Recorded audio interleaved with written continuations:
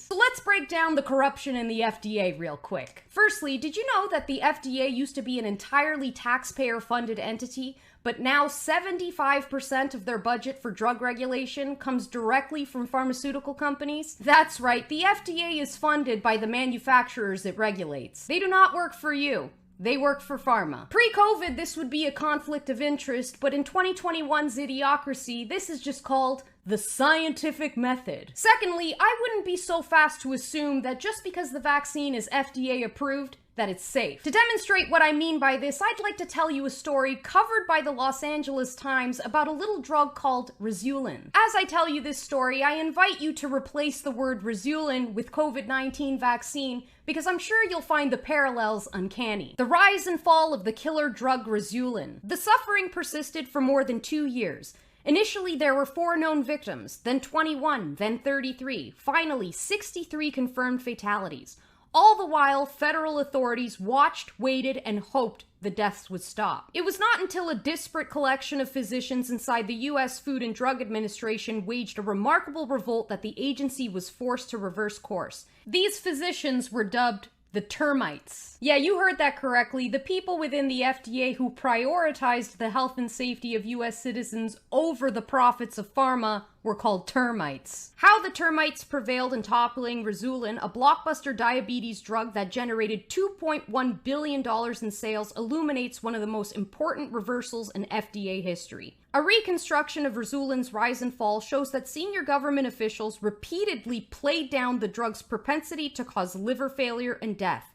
Before it was withdrawn on March 21st, the FDA assured doctors and patients that Rizulin's potential benefits in lowering blood sugar levels outweighed its grave risks. Sound familiar? The assignment of vetting Rizulin's safety and effectiveness initially fell to Dr. John L. Guiriguian, a veteran FDA medical officer. Guiriguian emphasized that Rizulin offered very little significant therapeutic advantage. By the fall of 1996, Guiriguian concluded that Rizulin was unfit for approval and warned of its potential harm to both the liver and the heart. So did the FDA take Guiriguian's analysis into account and stop all production of Rizulin? Of course not. Instead, they threatened to fire him. Guiriguian came under fire from the manufacturers of Rizulin, Warner and Lambert, who contacted the FDA to complain about Guiriguian's use of intemperate language. Effective November 4th, 1996, Lumpkin ordered Guiriguian removed from the evaluation of Rizulin and any further dealings with Warner Lambert. These actions sent an early and enduring message within the FDA.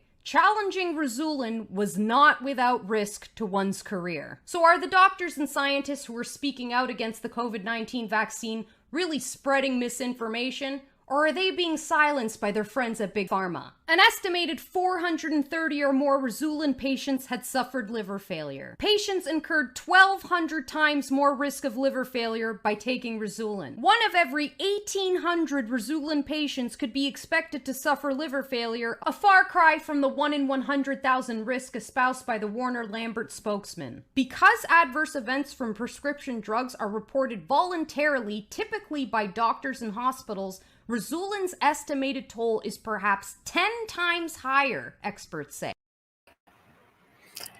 And there you have it, folks. Welcome. This is All Minus One, and I am Bill. If you don't know who that is, that's the YouTuber What's Her Face. I'm quite fond of her material. And it's just one example of how the corporate oligarchy and the government's oligarchy work together to push things upon the people and screw over society. Now, in medicine, a very common drug used, say, for cholesterol issues, it's not technically cholesterol issues, but LDL and HDL, which are lipoprotein carriers, not cholesterol, in any case, are statins. Statins are used, and I think it's something like 1 person out of every 300. 1 out of every 300 is helped with statins. I might have those numbers slightly wrong. So that's how they count as an incident working in medicine. They look at how many people it takes to see if it helped 1 person. It's one of the most common drugs given for, again, supposed cholesterol issues. And I say that because it's not cholesterol, nor do they understand the function of cholesterol properly because it's all ideological. But in any case, on the other hand, out of those 300 people, the one that gets helped, 15 are likely to experience adverse reactions to the medication. Yet it is FDA approved. This is typical stuff from our government, right? Is anyone surprised? Honey Badger, Dr. Robert Malone warns of the vaccine. I'm not aware of who that is, but I mean, I'm not taking the jab. I know that. I've been quite clear on that. And by the way, welcome to the channel. I know I picked up the other day, I was on No Spot or Blemish Ministries. I watch Doug quite a bit, actually. But I was getting ready for the other show, the other channel, in the chat, and I mentioned something about a channel, my channel being more or less shadow banned, and I'm pretty sure it is, given that I've been doing this for like a year, and I do get growth, but I get growth basically through connections, right? So he mentioned it, and told me he would sub, and I think some people have come over since then. So I appreciate that, guys.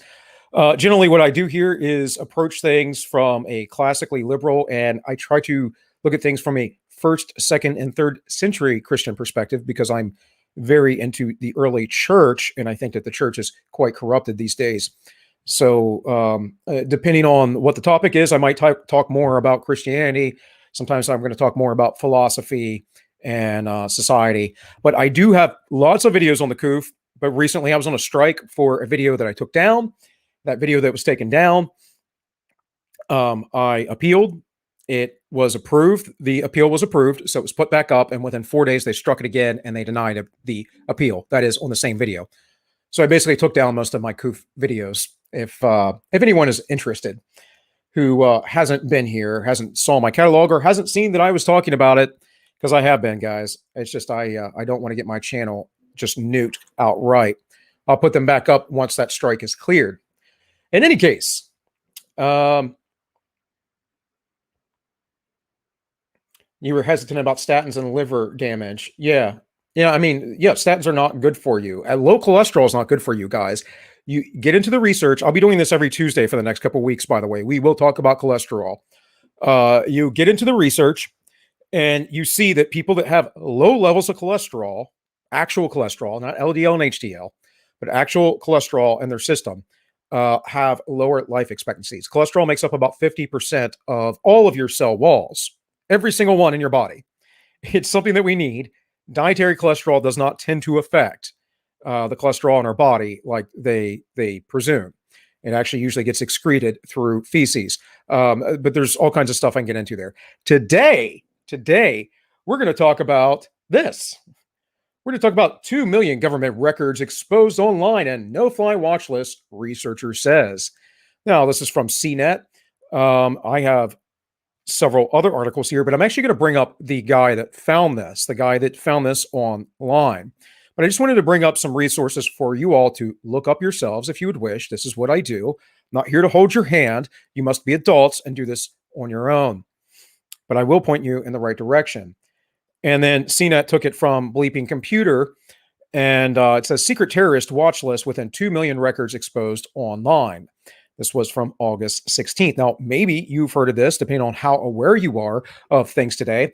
But I've not seen this covered anywhere. And I am a guy who absorbs news like constantly. So because I want to know what's going on in the world.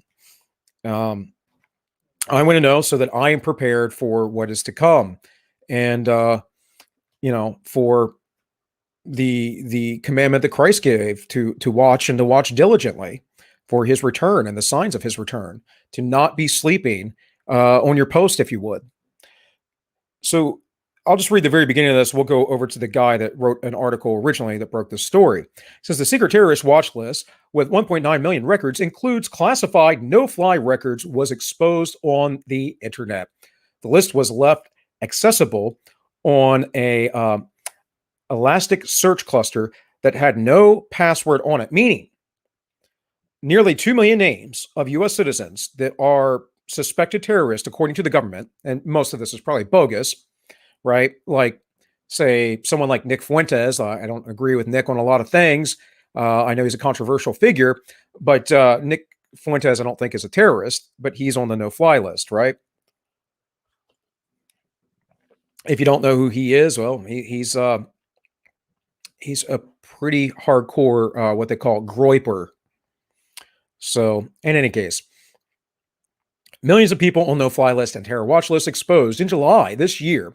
Security discovery researcher Bob Diachinko came across a plethora of JSON records in an exposed electric search cluster that piqued his interest, or piqued his interest. Piqued. I'm dyslexic, guys, so yeah, get over it before we even get into it. Yeah, the 1.9 million strong record set contains sensitive information on people, including their names, country, citizenship, gender, date of birth, passport details, and no-fly status. The exposed server was indexed by search engines. I don't know, Zoom. I don't even know these search engines, indicating Diachinko's may not have been the only person to come across the list. Let me make this a little bit more bigly. There we go. And so this was a screenshot. This is the gentleman's Twitter. Let me turn off my dark mode here so it looks normal.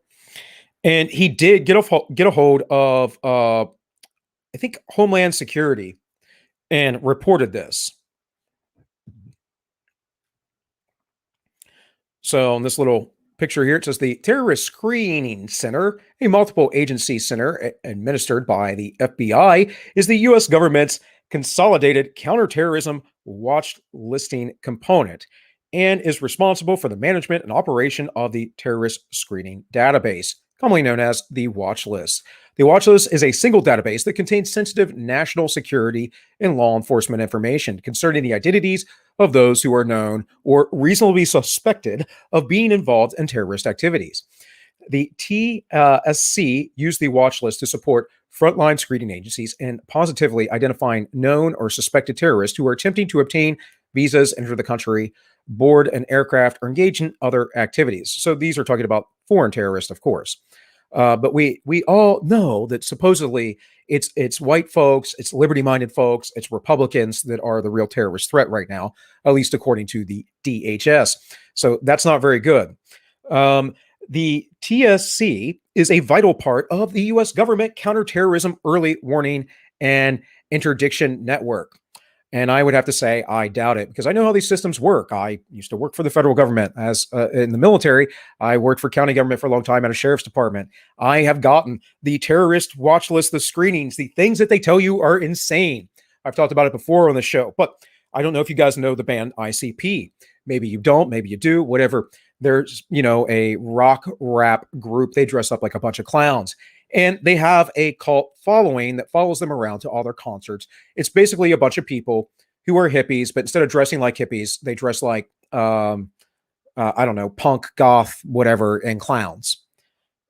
That's basically what it is. When I worked for the sheriff's department, this was considered a terrorist threat, a potential terrorist threat. Sovereign citizens were another one. Now, maybe again, you don't know who the sovereign citizens are, but these are people who claim that the laws that we use are based on maritime law and all this other stuff. And they get into semantical arguments over the wordings of laws. And they go way back to things that people don't even care about anymore. Half the time they're wrong in the first place. But they basically think that the government of the United States in any way, shape, or form does not apply to them. I agree. The government doesn't apply to me either, but they have the guns. So if they want to lock me up or tax me or do whatever they're going to do, they're going to do it. So you can say whatever is the law. You go to court, it doesn't matter. They will lock you up. And we've seen this, of course, just tremendously over the last year and a half with, COVID. So in any case, these folks were a terrorist threat. They're not really organized. And most of them are pretty much, as far as I know, anarchists. They're not anarchists as in they're trying to bring down the nation. They just don't live under law according to their mindset, according to their beliefs. Another one would be MS-13. Now, MS-13 is a really big gang. But in my area, where I worked at, they were talking about up in Greenbrier National State Park, State Park. Can't be a national and a state park. Is it a national park or a state park? I don't recall. But Greenbrier, which is in Maryland, they were saying that there were MS-13 there. I'm sure these guys, some of them formerly were. If you go there, if you go to that area, there's a lot of Hispanic families in the area that just go to the lake there all the time. And so these were the intelligence reports we were getting. So you have to understand how bad the federal government is at their job, generally speaking. And we know, generally speaking, as well, that most terrorist threats that have been stopped or caused, stopped by the FBI have been caused by the FBI at the same time. The original 9/11 terror, not 9/11 terror plot, the original Twin Tower terror plot in the 90s. I don't know if you all remember, depends on how old you were at the time or if you were even born. I was young then, but I was alive, and I can tell you, I remember quite well. That happened. It was a big deal. Didn't work out well. Turns out later on, we find out, oh, that was an FBI plot. They suckered a guy in who they were trying to get other people in who weren't necessarily terrorists, but trying to trick them into believing such a thing.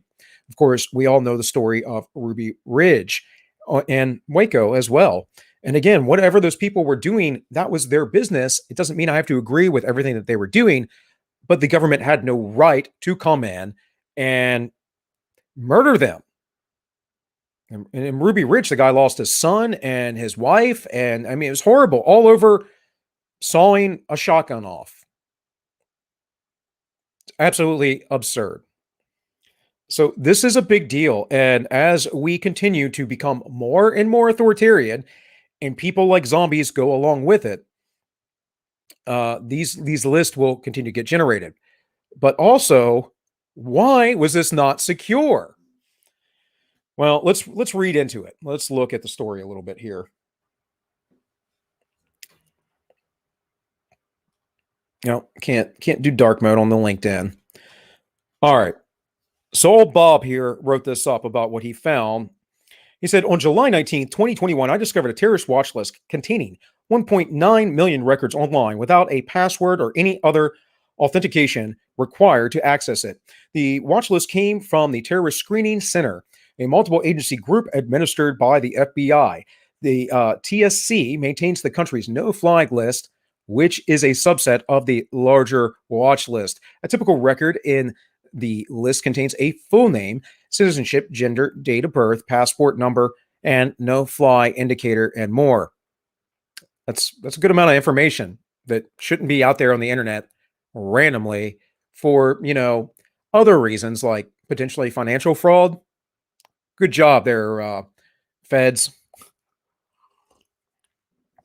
It's unbelievable, but it's totally believable. I actually know a guy that does IT security stuff for the feds and test their systems, and they're not good. In fact, a report came out the other week, and pretty much all the really big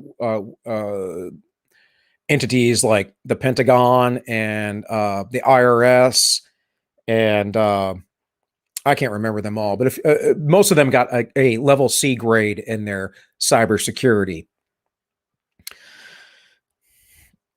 I immediately reported to the Department of Homeland Security officials who acknowledged the incident and thanked me for my work. The DHS did not provide any further official comment, though. Timeline of the exposure on July 19, 2021. The exposed server was indexed by search engines and Chinsees, I guess, and Zoomai. I'm gonna have to check those out because I have no idea what those engines are. I discovered the exposed data on the same day and reported it to the DHS. The exposed server was taken down about 3 weeks later, meaning they were told that day and it stood for 3 weeks. So our federal government, guys, a little bit more concerned with other things, apparently. And I'm not even talking about Afghanistan. I mean, this was long before the recent events, right?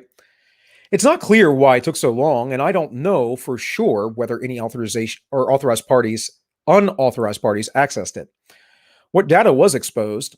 The exposed Elasticsearch cluster contained 1.9 million records. I do not know how much of the full TSC watch list is stored, but it seems plausible that the entire list was exposed. Each record in the watch list contained some or all of the following information: full name, watch list ID, citizenship, gender, date of birth, passport number, country of issuance, no-fly indicator. The data also included a couple of categorical fields that I was unable to identify, including tag, nomination type, and selectee indicator. Notably, the database was found on a Bahrain IP address, not a US one. That's interesting. The UAE, our allies, Bahrain is. I've been to Bahrain when I was in the Marine Corps. But still, why does a foreign agency have that? Or a foreign nation, I should say. The terrorist watch list is made up of people who are suspected of terrorism, but who have not necessarily been charged with any crime, meaning they have no due process and a violation of our Constitution. The wrong hands, this list could be used to oppress, harass, or prosecute people on the list and their families. It could cause any number of personnel and professional problems for innocent people whose names are included in the list. Absolutely, I agree. There have been several reports of U.S. authorities recruiting informants in exchange for keeping their names off the no-fly list.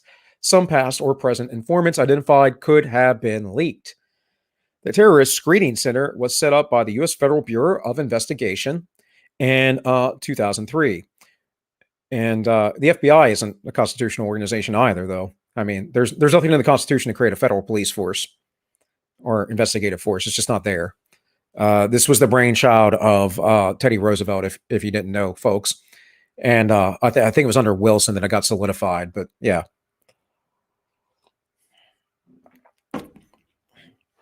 It shares information on suspected terrorists with the following U.S. federal agencies: Department of State, Department of Defense, Transportation Security Authority, and Customs and Border Protection, as well as some international parties. The TSC maintains a watch list of suspected terrorists. The notorious no-fly list is a subset of the TSC watch list. Don't worry, though, guys. If you don't get the jab, you're not going to be able to fly anyways, or go to any businesses or do a number of things.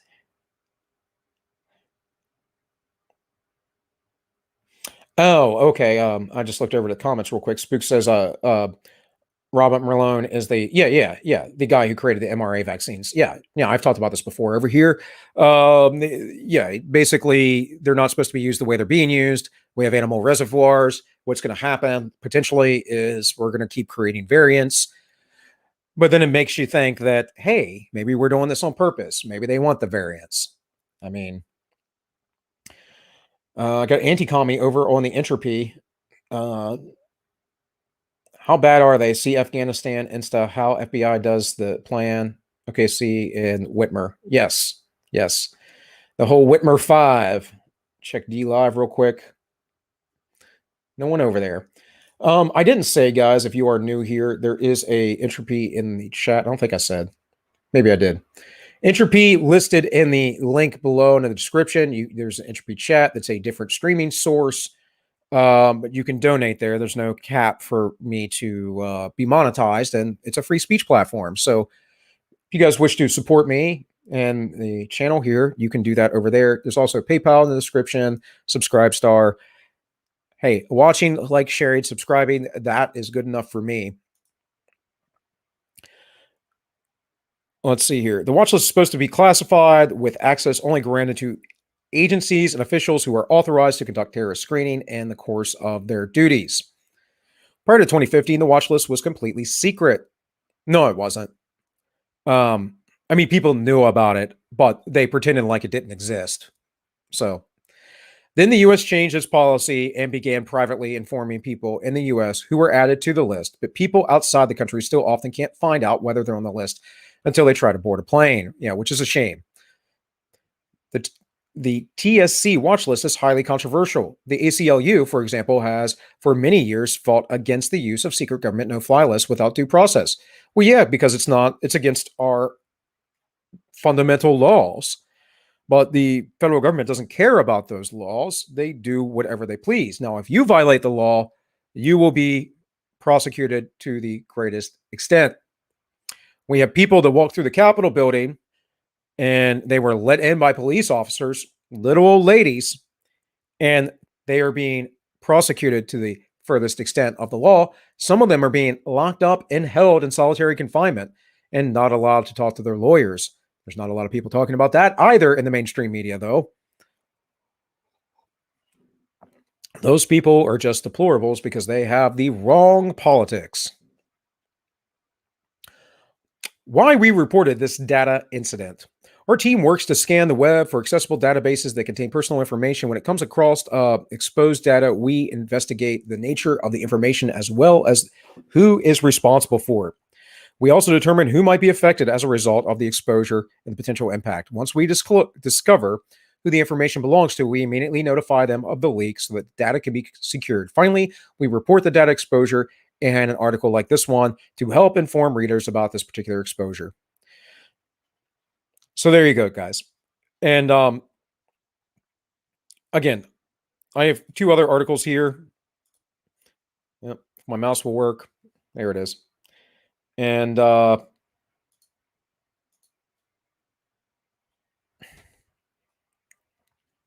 we can go down through all these. You can just look this up, of course.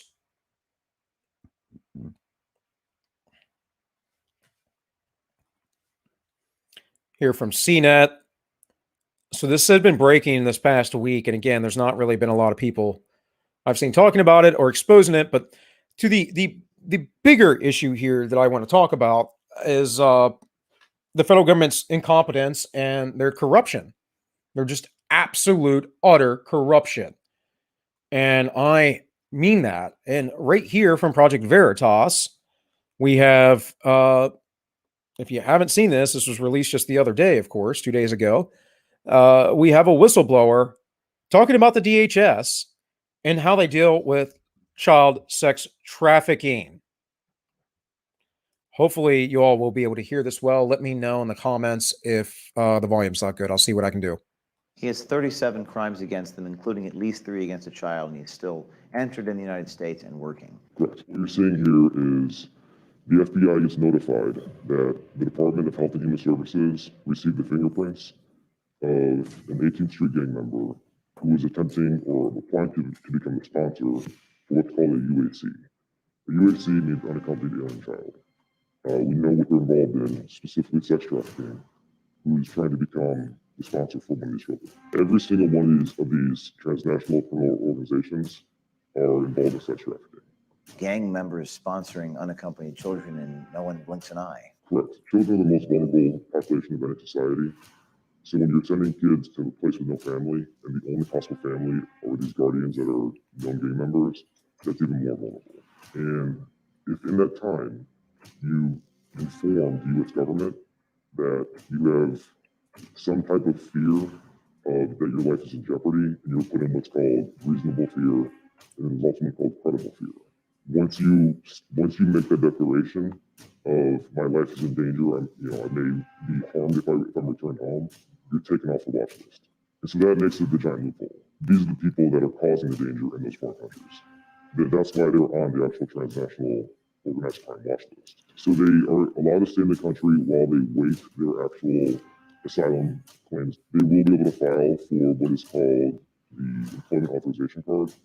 This essentially is a work permit. The issue you're saying is that the gang members are trying to get unaccompanied kids across the border, sex trafficking, and your concern for that exceeds whatever concern you have for your own personal well-being as a result of blowing the whistle. I don't understand the part where you can worry about yourself more than something that is obviously very bad for either individual people, these kids, or for the rest of the country. In one direction, you may lose your job, or the other direction, you To watch kids get raped and sex trafficked all over, that's a pretty easy decision to make. pretty easy decision. I think so. Choiceless choice, as we say. So why not go to the New York Times and the Washington Post and CNN anonymously? Lord knows they like to use anonymous sources. You saw the Washington Post. They're mouthpieces for this overall permanent government type thing, and they won't report that information. It sounds like the system is broken.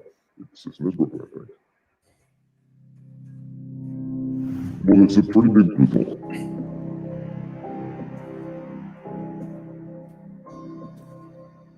He has 37 crimes against him, including at least 3 against a child, and he's still entered in the United States and working. Correct. Does DHS work with any other state agencies that track predators? I don't think it's on their priority right now. Tell us what you do. So I'm in federal law enforcement, and I'm reaching out to Project Veritas about a specific mission set called it's concerning transnational criminal organizations. Why were you inspired to come to Project Veritas? Because I think this is a troubling situation, and as far as the ability to make any whistleblowing or awareness, I don't think it exists. If I was to go to the Inspector General, nothing would happen over a period of a much longer time frame. If I was to go to the agencies of Homeland Security or Department of Justice, they're already receiving information anyways. And if I was to go to any other media organization like Washington Post or CNN, they're just mouthpieces for the administration. So you hear what he said there. I hope. Hopefully, I have my sound turned down pretty far, but he's saying it doesn't matter who I go to; they will just shove it under the rug, essentially. So I can go to DHS. I can go. Let's see. Let's just repeat this here. You can go to the Washington Post, but they're already owned by, the government, because that's all they are, is a propaganda outlet for the powers that be. Can't go to Department of Justice. They already have the information. They don't care. So I was over on Sniper's Nest last night for a real brief moment, but he played this clip, and I thought, well, man, this would be good for my show, You guys don't know who Cindy McCain was. That's John McCain's widow, a former senator, and she has been an ambassador for the U.S. for a very, very long time. And back in January, this was reported. This is the Washington Examiner. So Cindy McCain, the widow of late Senator John McCain, blasted authorities who were afraid to arrest convicted sex trafficker Jeffrey Epstein, even though everyone knew what he was doing. Epstein was hiding in plain sight, said Cindy McCain. We all knew about him. We all knew what he was doing, but we had no legal aspect that would go after him. They were afraid of him for whatever reason. They were afraid of him. Why do you think they were afraid of him? Was it perhaps that they had been on the Lolita Express and to his little island and had participated and had film against him?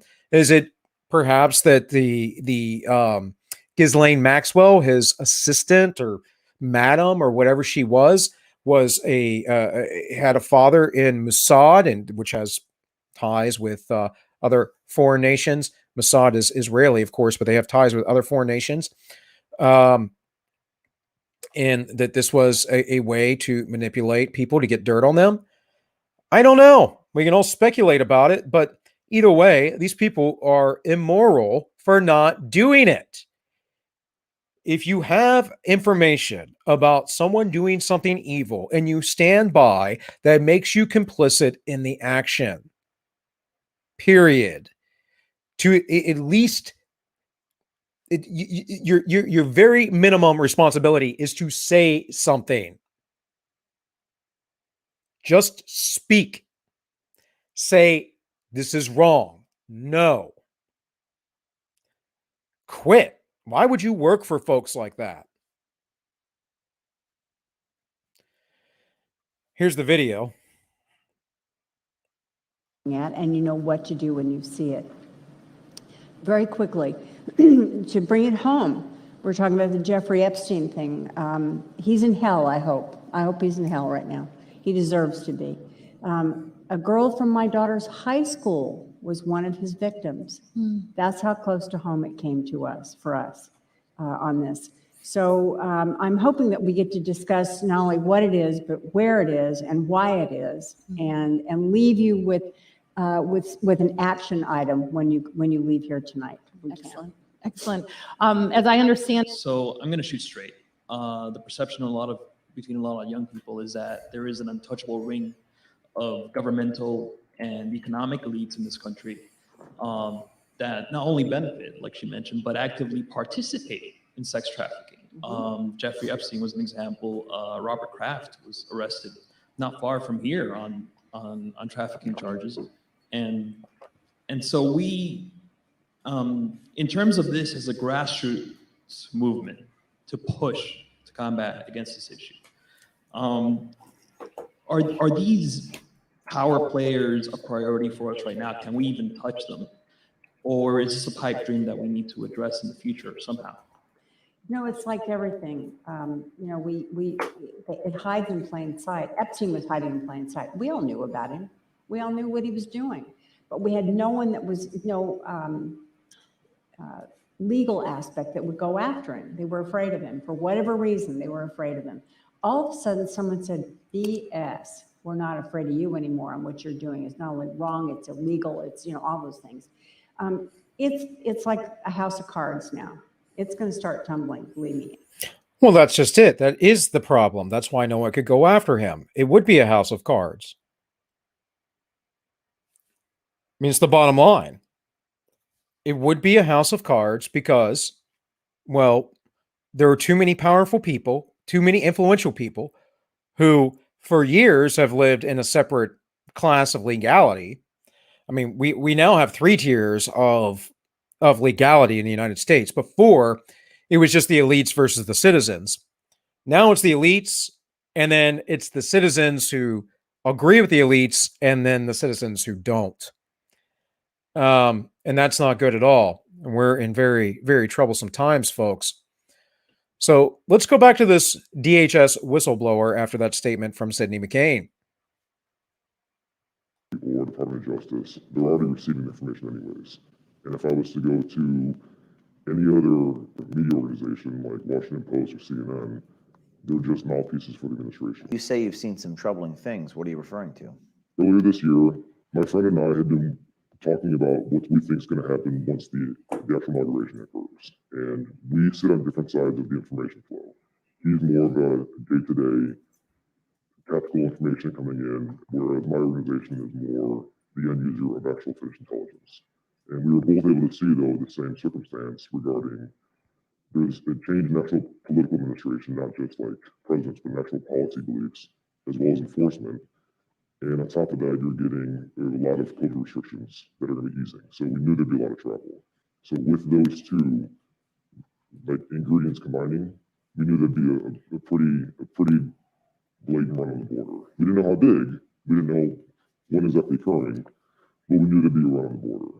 And from there, my friend works again with more of the day-to-day things, and he's able to see a lot of the actual bad guys, if you will, coming in.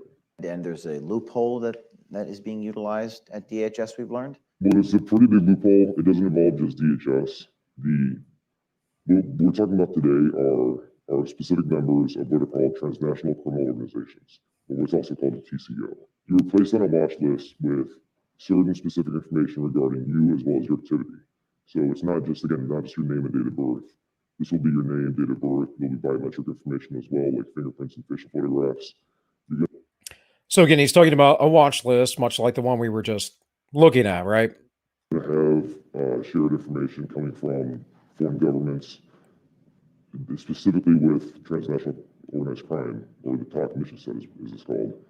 And from there, the loophole exists as far as like how it's actually structured. So this is the third person that we saw come through, and this was the third person in 3 months. Which point we knew at this point in time, this is an actual thing. It's not just an anomaly of any type of. It's just like, oh, that may have occurred.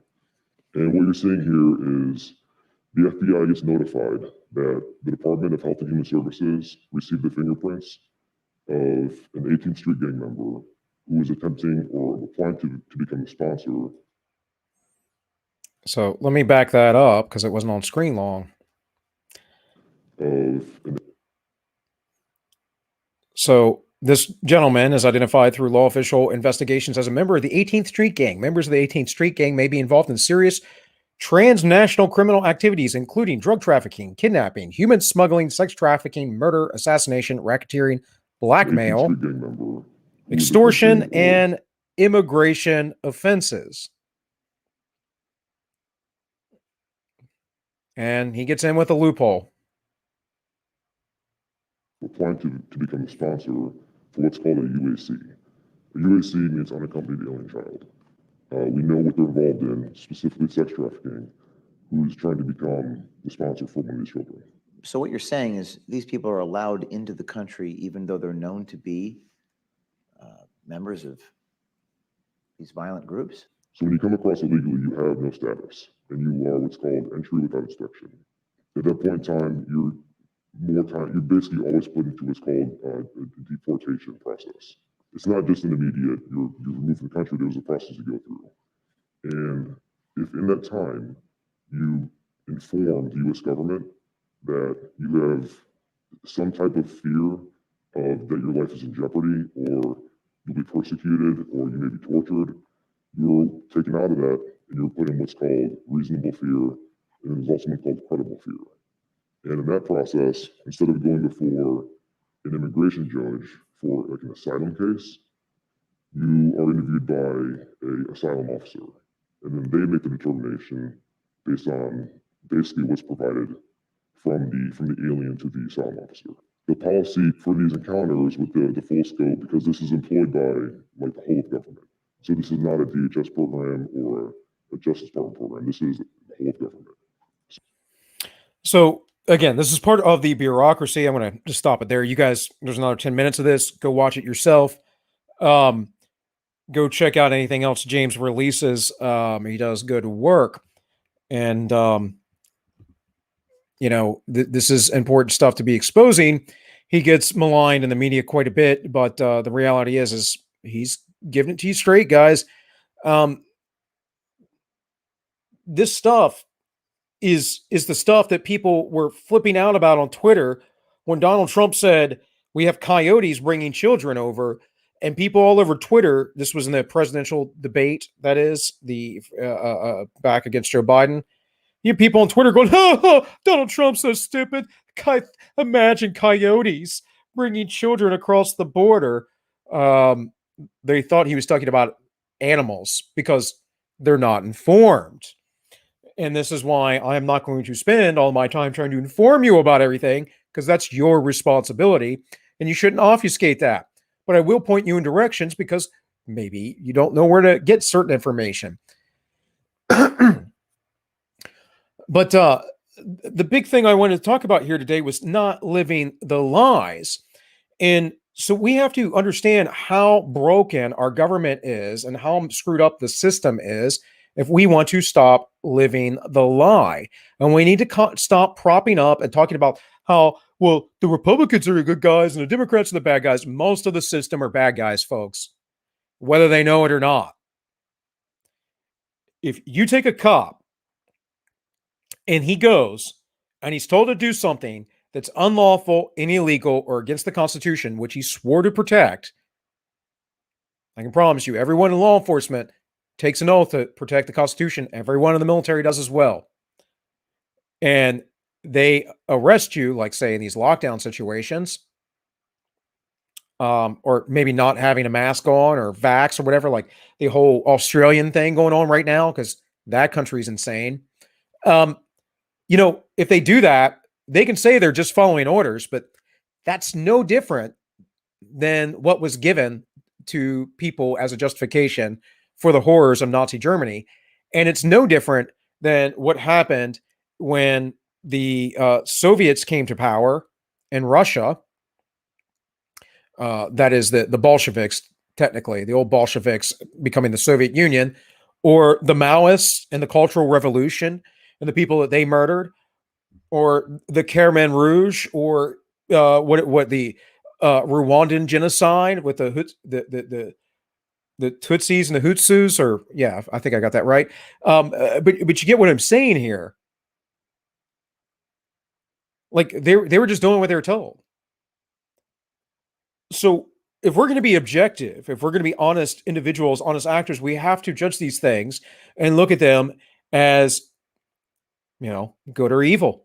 Bottom line, we need to get away from these stupid excuses and go, well, that's just a good person, but they have ill intentions. No, they have good intentions, but they're just misplaced. No, they have ill intentions. They're not doing things for you. They're doing things for themselves and their own power. That is the ill intention. As I often say, there are two paths in life. There, from the early church, like the Didache, they would say there is the way of death and the way of life. And the way of life would be everything that Christ preaches, right, and teaches. And the way of death is the kingdom of Satan. That was the gospel, folks. When you come into the world, Christ came into the world and said, hey, the kingdom of God, the kingdom of heaven is at hand. It's here. You can have it. I'm here. Here I am. And it can be within you. You have to search inward because, as Christ said, it's not what goes into a man, but what comes out. So he also would, the idea being after Christ died and resurrected, sent the counselor, the Holy Spirit, to dwell in your heart. So that's a part of that as well. But the bigger point is that there are only two paths in this life. There's the path of the evil and the wicked, and there's the path of the honest man. Go read Proverbs, right? Go read your Psalms, all that stuff. There are evil folks in this world, and we don't normally call them evil anymore because we find that antiquated. It's mean. It's not nice to say that about people. Well, no, I'm sorry, but you're supposed to judge. And I know someone might say, but Bill, the Bible says don't judge. No, it doesn't. It says be careful of the. I do that every time, guys. Sorry. It says be careful of the measure which you judge. Or, if you judge too harshly, God will judge you the same way. Meaning, don't be an actor or a hypocrite in how you judge. Don't do the things you're judging other people of. And if you pay attention to folks, most of the time, you'll find that the most, crotchety individual, the grumpiest person you've ever met in your life, a man or a woman, is constantly projecting their emotions onto others. And people who are liberty-minded or maybe on the right, conservative, whatever you want to call it, traditional, they point this out all the time of the left. But the left has no standard. Their only standard is the standard of power. They don't have any principles. Their only principle is that of power. And they run the government, which is why you get all the crazy stuff that you get. So right here, this is an old story. Let's see. I don't know if I'm going to get this on here. Let's go here real quick.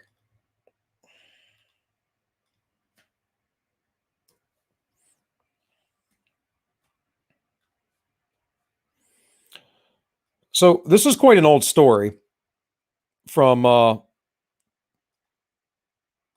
2020. But nanny cam in Arizona home catches federal agent smelling girl's underwear.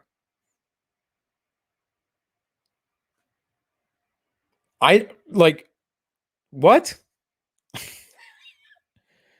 I'm not here to say that everyone in the federal government's a pedophile or some crap, but I'm just saying that these are people, and people fall into two categories. Well, really, we could say there's three categories, maybe four. There are those who are kind of lost and don't know what they are, what they're doing. They're trying to be good people. There are those who are in the faith, supposedly, because the faith's so messed up anymore. It's so screwed up because people don't know where we came from. But in any case, and then there's everyone else. Right? There are those who serve themselves, and then there are those who serve others. And this is someone who served himself, and most people in the government do. And I'll tell you why. It's because it's easy. You might say, well, but Bill, there are hard jobs. Yeah, like in the military, there's hard stuff. Absolutely. I mean, I was a Marine infantryman. For certain. That's not a job for everybody. It's not easy all the time. It's not fun all the time. It's fun for me, but I like, crazy stuff like that. But in any case, that's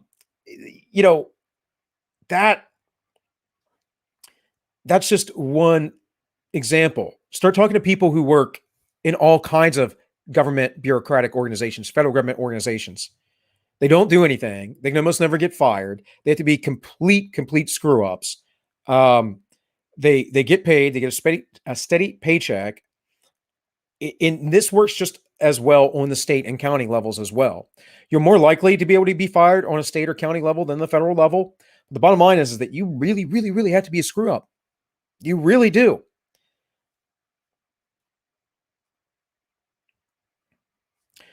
It says a former federal law enforcement officer accused of having a sexual motive for smelling a girl's dirty underwear in her bedroom will be allowed to serve unsupervised probation.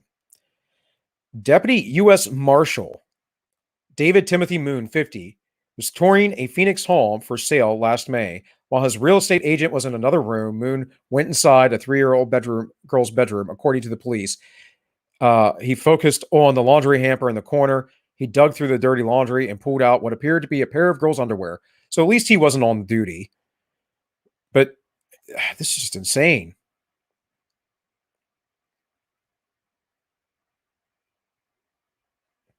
Yeah, apparently he noticed the nanny cam and whatever else. Why would you go and sniff a 3-year-old's underwear though, unless you're some sort of weird pervert?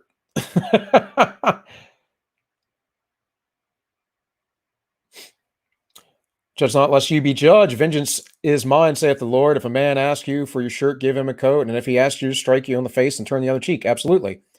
But God, you got to read that whole passage. He says, from what measure you judge, you will be judged back. And then, let's pull it up. Let's pull up Matthew. Do that real quick. Not saying you're arguing with me, John.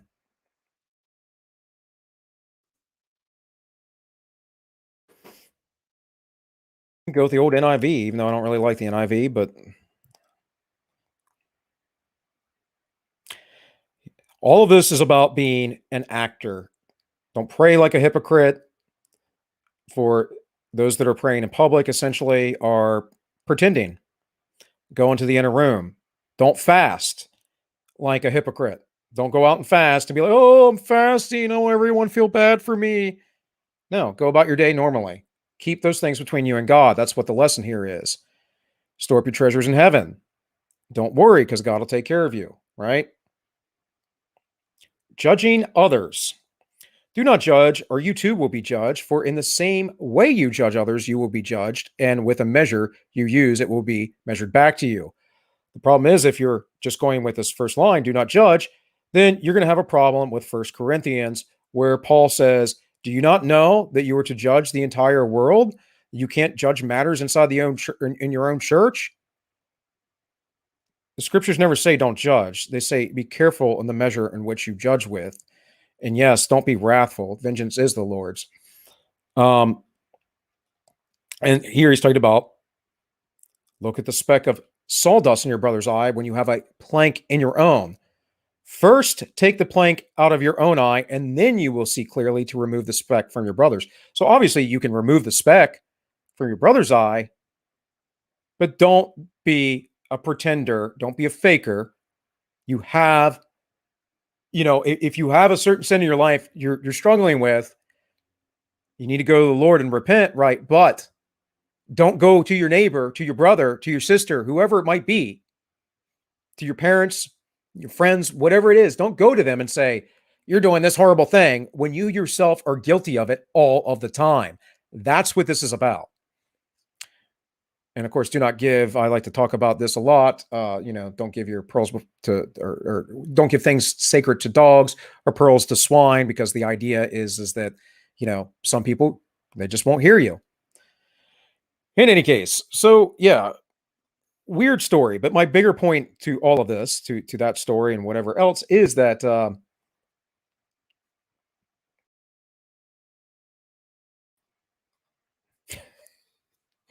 sorry guys, I've only been on StreamYards for like a month or something, and I still don't have it down. But the bigger point is, don't talk to people who aren't going to listen. You're wasting your time and your energy. That's why he says they'll tread on you. They'll trample you out. So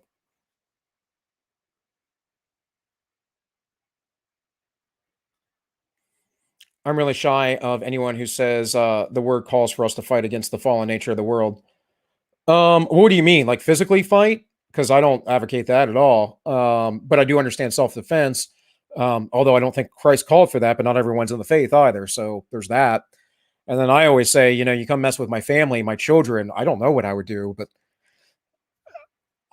you know, I probably would get a little upset and have to repent. I'll put it that way. But no, I don't advocate for violence in any way, shape, or form, John. So there's that. In any case, oh, look, I have some stuff over and finally over in Entropy. Got some people talking.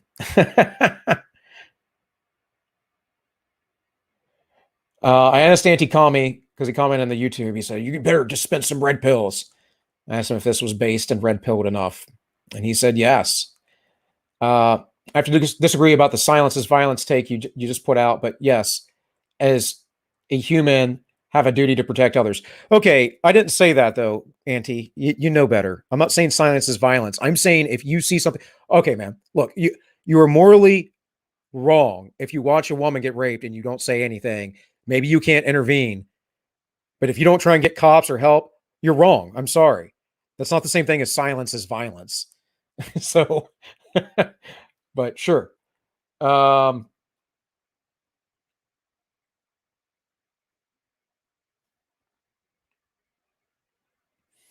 So it says all -1 Supreme Red Pills dispenser. This is for a donation over on Entropy from Anti-Commie, bringing you the capability to learn how to break from the matrix and see how bad it all is. You just need to stop grilling and learning. Grilling and learn. Sorry. Yeah. Put the controller down and read and stop rationalizing things or fighting the fight for another day. The Shapiro and Maddow spew to keep you placid. Embrace God and bring forth the kingdom of heaven. Well, amen to that. Hey, it's all Juan Cholos in here. No donation, but it says people need to read the book of Ordinary Men. Yeah, I was going to bring up Ordinary Men. Follows a group of German territorial police. They were Polish, or they were in Poland, operating in Poland. And during World War II, they were ordinary middle-aged family men, and bit by bit, they started committing crimes. Yeah, I actually...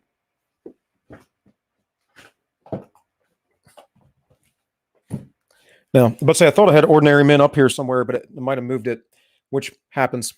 So, yeah, Ordinary Men is a great book, a horrifying book, but great book for you to understand the slippery slope that people quickly go down. All right, guys. So I don't know how long it's going to take me to read this, but basically I'm going to read this little essay from Alexander Solzhenitsyn about living not by lies. There's another essay I'm going to read. It's Christian focused. I won't be able to today because it's 11 pages. And I told my wife I wouldn't be here forever today. So again, thank you so far for being with me. Thank you for the donations. And thank you for all of the new participants. So let's see. I guess I got to make that bigger, huh? All right. Hopefully everyone can see that, unless you're on your phone, and who knows. This is from February 12th, 1974. Live not by lies. At one time, we dared not to whisper. Now we write and read Samizdat, and sometimes when we gather in the smoke room at the Science Institute, we complain frankly to one another. What kind of tricks are they playing on us? And where are they dragging us? Gratuitous boast of comic achievement. I'm going to have to make this slightly smaller, guys. It's just hard to read when it's this big. My screen is like wide, guys. It's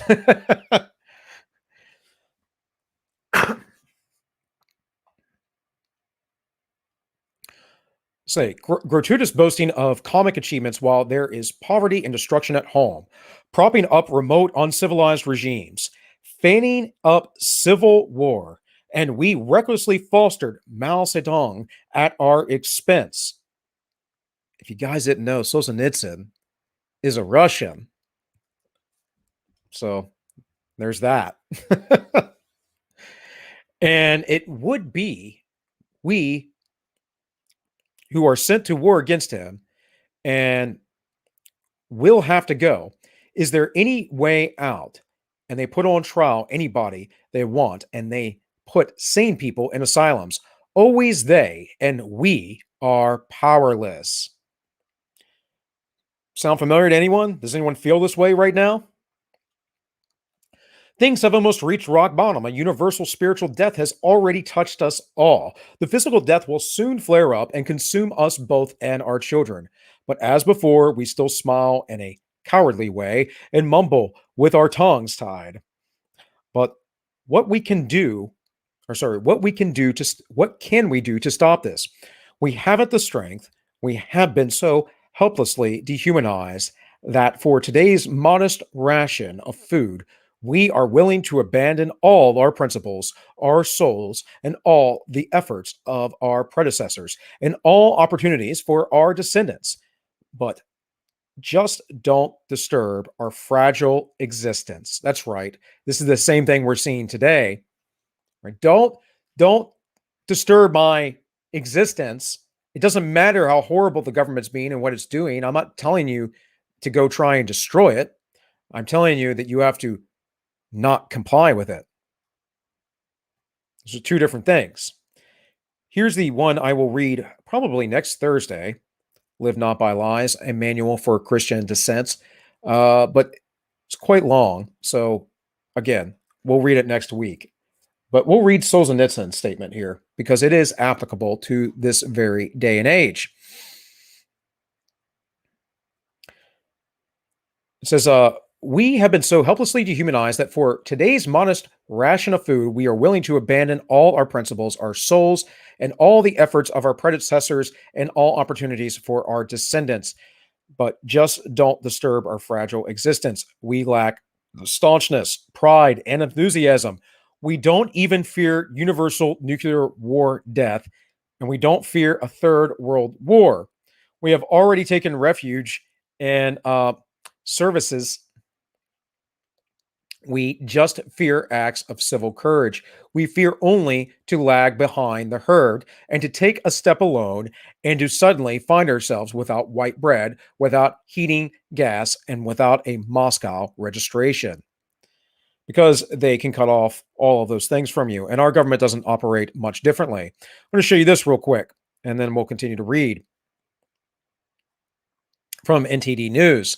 And it's about time that America did something, because most Americans haven't been doing anything. And as the U.S. sees more and more mask and vaccine mandates, protesters are rising up. Yesterday in Boston, demonstrators rallied for medical freedom outside of the Massachusetts Department of Public Health. NTD's Grace Coulter has the story.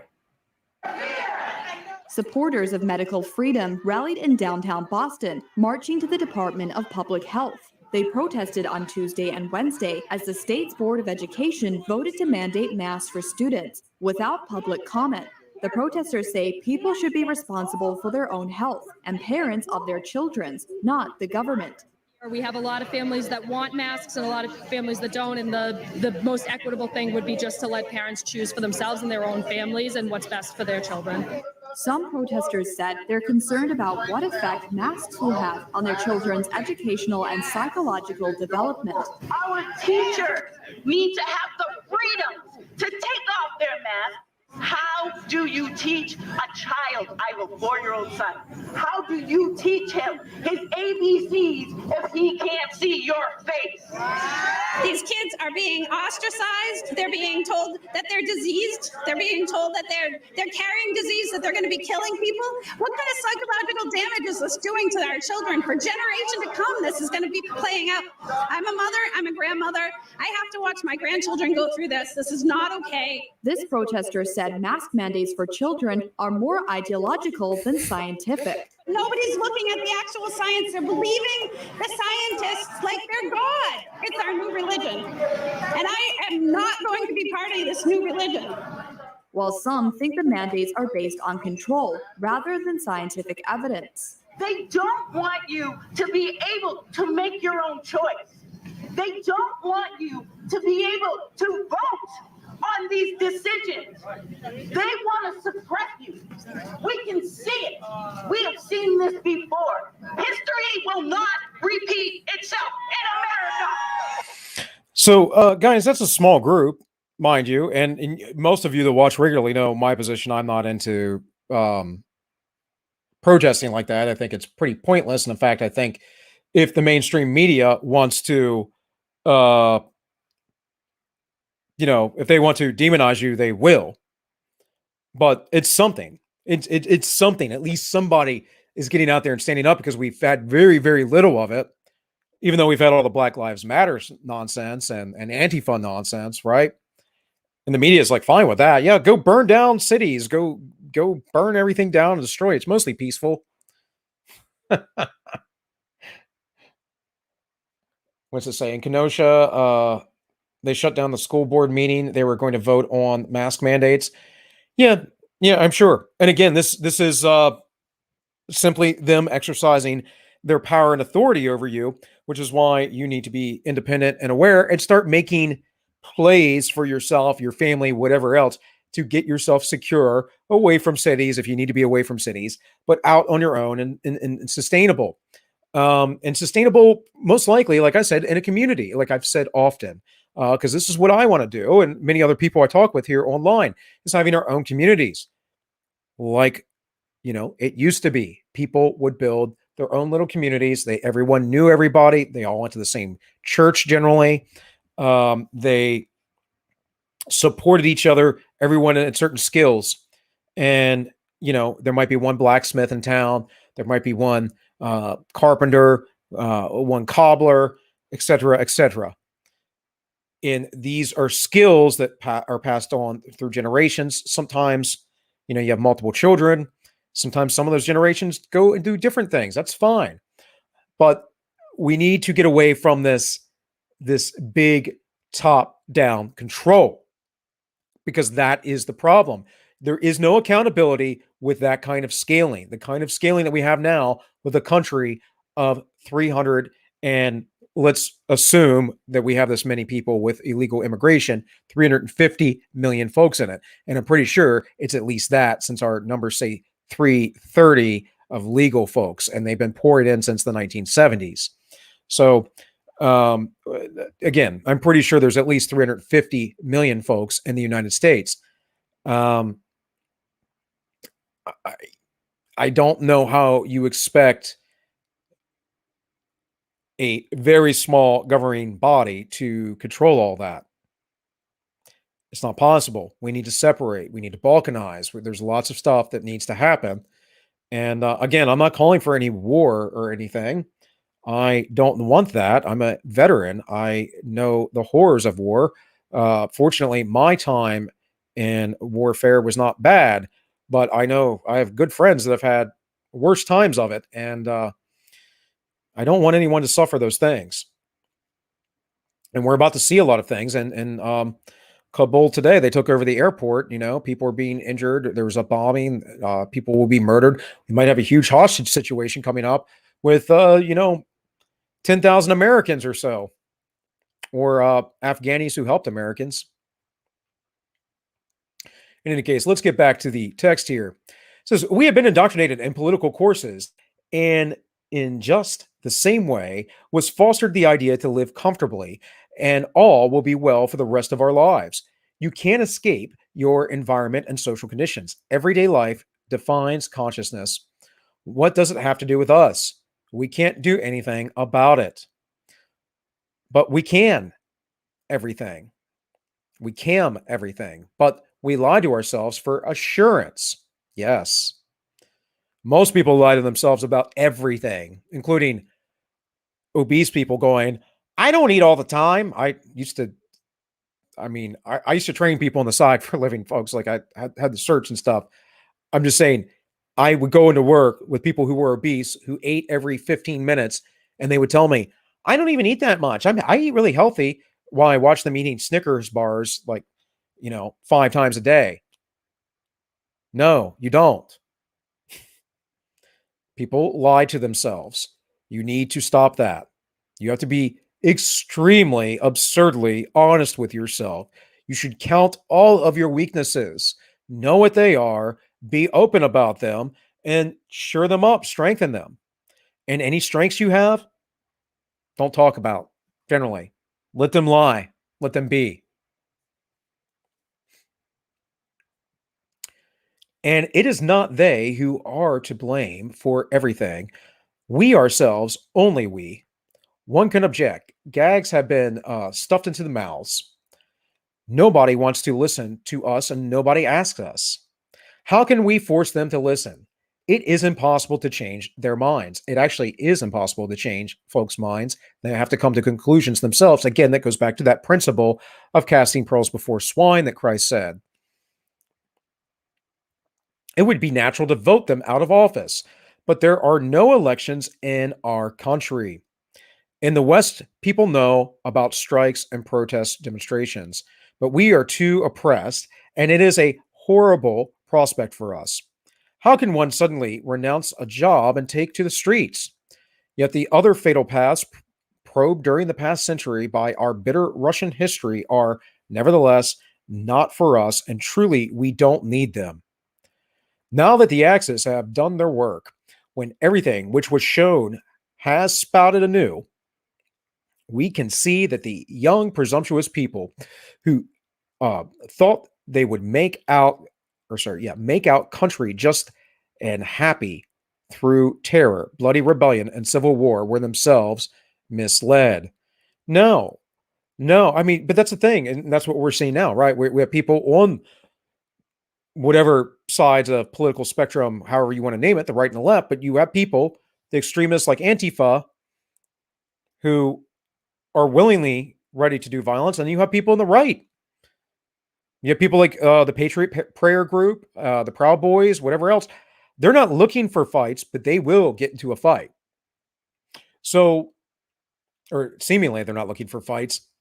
But so you have this, and all that does is beget more violence.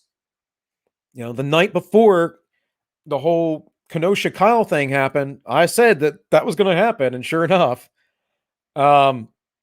because people get pushed, and that kid in that situation, as far as I could tell, was self-defense. But in that kid in that situation, again, wasn't looking for a fight. The fight came to him because these people who they pick to come to these protests, and they do pick them, folks, there is all kinds of evidence. There are buses. We have pictures of them where they bus these people in. These people are, you know, they're criminals. They're willing to do violence. And that's the other thing you have to understand when we get into these kinds of topics, that there are some people who are willing to do violence. It's a small percentage, and it's even smaller of a percentage of those folks that are good at it, that are really good at it. So, you know, a lot of people think that they're big and bad, and then they find out real quick they're not. And I don't try to make any illusions. I know I can handle myself. I you know, trained for a very long time. Again, I don't promote violence and would try to restrain. I consider myself a pacifist, but I do like martial arts and trained them my entire life, and I'm pretty good. But I know there are other people that would just dismantle me in seconds. And, you know, I've trained with lots of people in the last 30 years. So I can tell you, there are levels. There are levels to all of this. You don't know what you're asking for. In any case, let's get back here. It says, no thanks, Father of Education. Now we know that infamous methods breed infamous results. Let our hands be clean. The circle, is it closed? And is there really no way out? And is there only one thing left for us to do? To wait without action? Maybe something will happen by itself. It will never happen as long as we daily do not serve ourselves from the most predictable of its aspects, lies. Sever ourselves, okay, from the lies. 100%.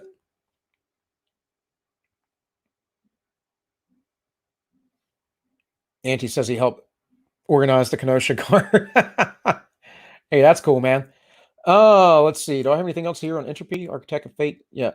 Architect of Fate for a donation. Thank you, partner. Down 3.5 pounds since last Saturday on carnivore diet. 196 at 5'10". Well, that's not a terrible weight, man. I would say 180 would be a good. It depends on your frame. Would be good for you. And sleeping better. Bill and Dawn stream or my daily do better. You fat F stream. You have to be healthy to fight back. Agreed, architect. And I will be back Tuesday with more diet stuff. It'll just be me. I talked to Alabastard, and she was like, well, if you want to have me back on, I probably will have her back on at some point. But when I have guests, it's like, it's hard to just go down the line with data, right? And I ramble my mouth enough on my own. So in any case, I hope to lay out from like the beginning to end as much as I know, as much as I can lay out there, everything I know about diet and exercise over the next few weeks. And particularly, I take it from what have human beings been eating all of our lives, kind of all of history and beyond. We can get into the evolutionary thing, which not fond of the idea. I don't think it really exists, but hey, whatever. Still, we do have evidence from isotopes that human beings have been eating meat, ruminant animals, red meat particularly, for thousands and thousands and thousands and thousands of years. And even the Alabastard said, she said that she can't eat bovine red meat, but she eats other red meat. So also, I didn't see her in the chat today, but I wanted to thank her because she gave me a big donation over on the PayPal. So Alabastard, if you're listening or you watch later, appreciate that so much. All right, let's keep going, guys. When violence intrudes into peaceful life, it faces glows with self-confidence, as if it were carrying a banner and shouting, "I am violence, run away. Make way for me, I will crush you." But violence quickly grows old. It very quickly grows old, guys. Live in it. Live in it. Whether it be a relationship or a job, yeah. And it has lost confidence with itself.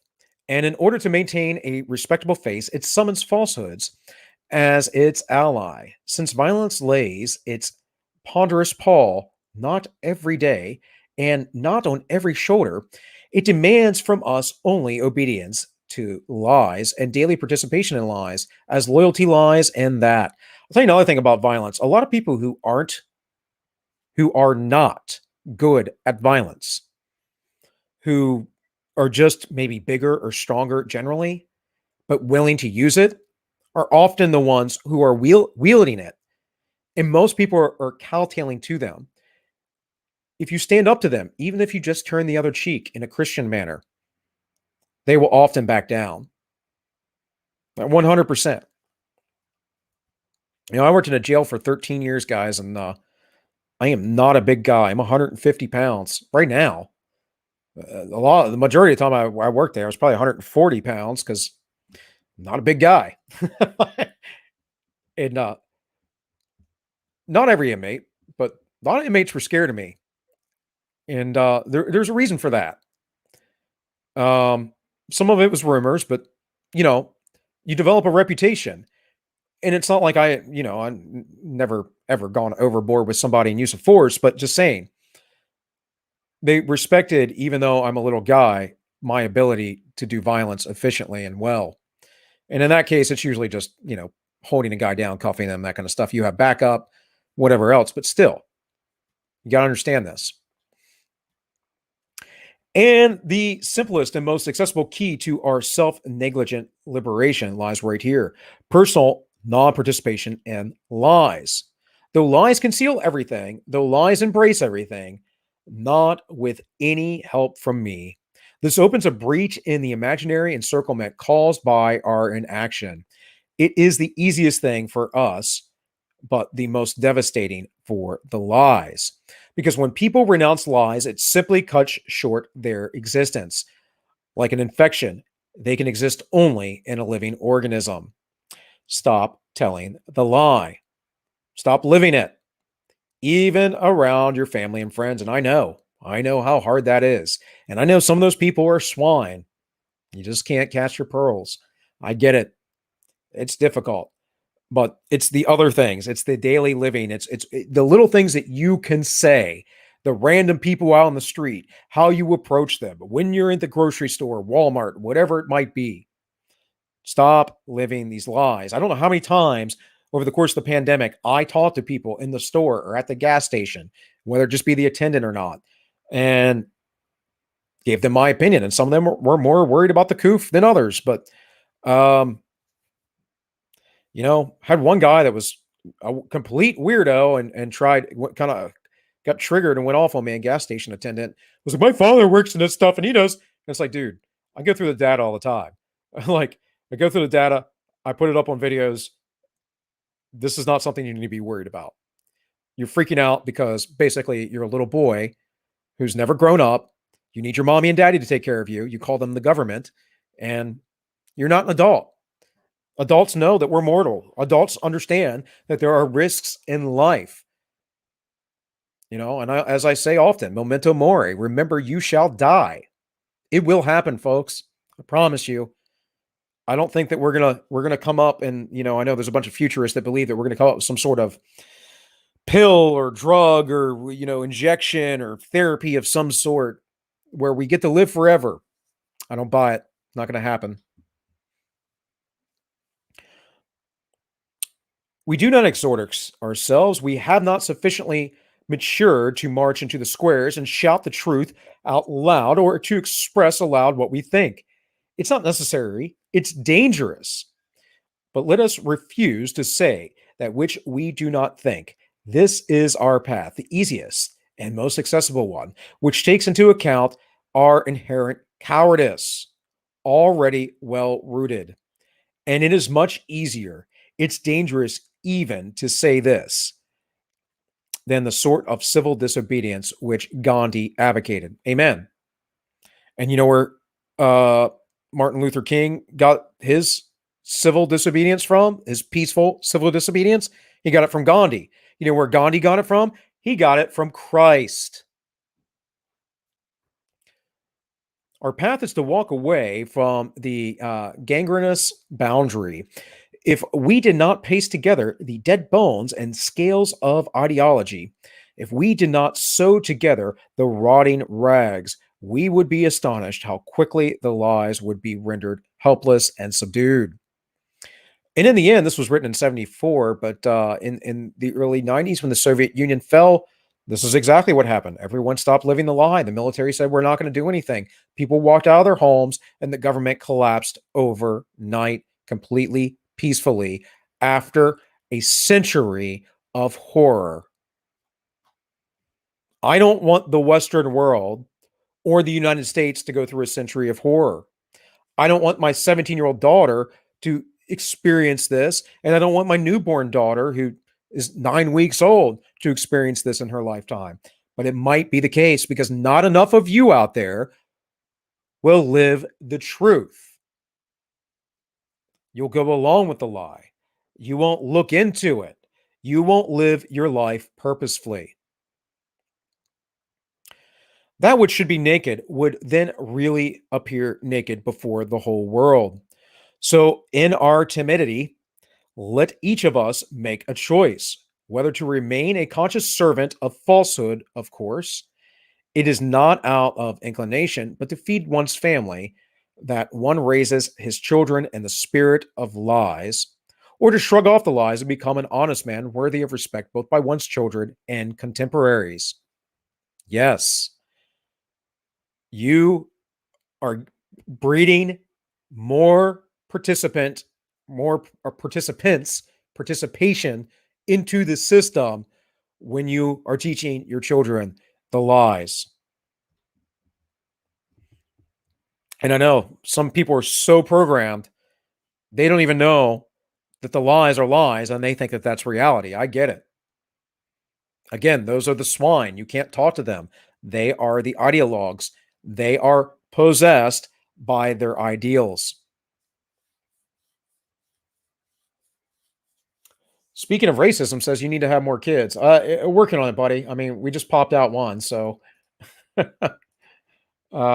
you know, wife's got to recover. It's not been that long.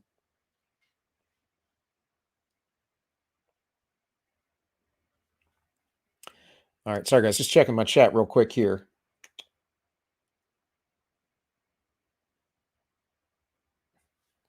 All right, I see there's some. Spookstar, I am checking on you now and again, buddy, if you're still over there on the D Live. all by myself. Yeah. I mean, Anti-Commie was all by himself over in Entropy for a while there too. So you guys will get it together eventually. It says, from that day onward, he will not henceforth write, sign, or print in any way a single phrase which is his opinion distorts the truth. It's a good rule. Will utter such a phrase neither in private conversation nor in the presence of many people, neither on his own behalf nor on the promoting of someone else, neither in the role of agitator, teacher, or educator, nor in a theoretical role. Meaning, don't tell the lie. And again, guys, for anyone who's not aware, the truth is my highest principle. And I believe that to be Christ. Christ is the word, the truth, the way, and the life. So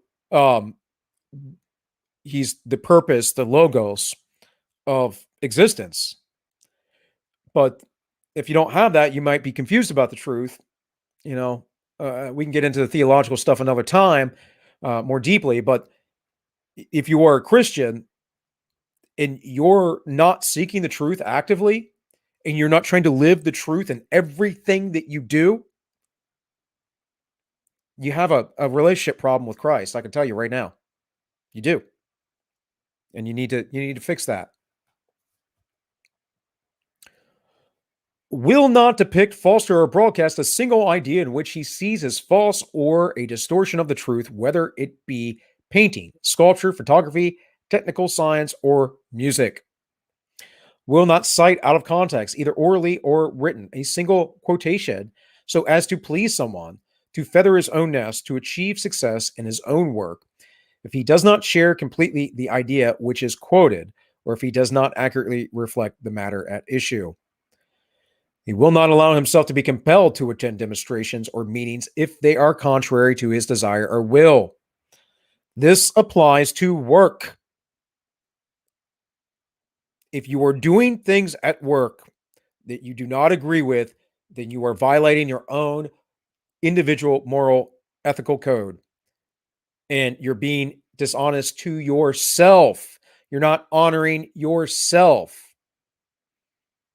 And again, scriptures say that there are sins unto ourselves. If we think something is wrong and we do it anyways, it's a sin unto ourselves, whether it offends God or not. It says, will neither take into hand nor raise into the air a poster or slogan which he does not completely accept. Will not raise hand to vote for a proposal with which he does not sincerely sympathize. Will vote neither openly nor secretly for a person whom he considers unworthy or doubtful abilities. Excuse me.